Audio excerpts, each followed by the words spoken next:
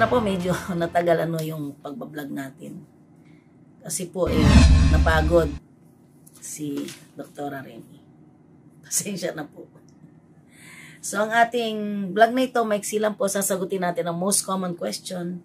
Ano po ba ang gatas ang ibibigay sa G6PD positive patient? So ano pong gatas ang ibibigay natin? So, pakinggan nyo hanggang sa matapos ang vlog.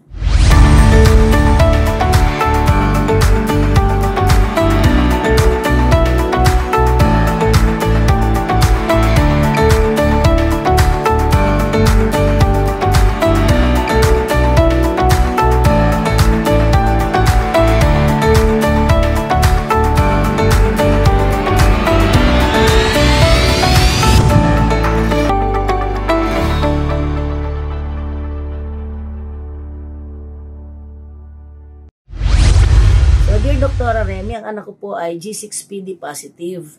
Nagpa-confirm po kami. Napakababa ng level ng G6PD enzyme niya. Glucose 6-phosphate dehydrogenase enzyme dapat po ay nasa normal na 12. Subalit ang anak ko po ay nasa 1 lang. So napakababa ng enzyme niya. So kailangan po i-avoid ang triggers, di po ba, doon sa first vlog? Yun po ang ating natutunan.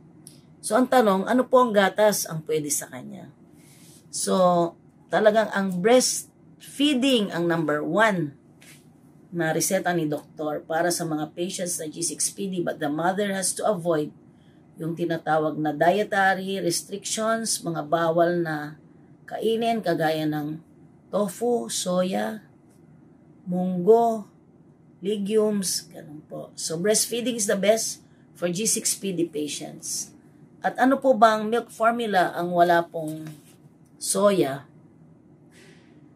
So, pwede po nating i-google, pwede natin i-search sa PIMS. Subalit ayon sa ating pananaliksik, yung goat's milk, and additional po sa goat's milk, dahil nga walang soya, it has finer fat molecules closer to human milk. So, G6PD patient, lalo na yung sobrang baba ng enzyme. Kung naghahanap po tayo ng milk formula na walang soya, ito po tayo sa goat's milk. Ano po? At saka meron po isang brand ng organic formula. Organic formula po, free from soy protein. Kasi po sa ating pananaliksik, marami pong formula na regular na meron pong soya. So, ang masasabi natin talagang free from soy protein ay ang ating organic formula. So, ano bang pangalan nitong organic formula na to? So, comment down below, sasagutin ko na lang po kayo. So, yan lang.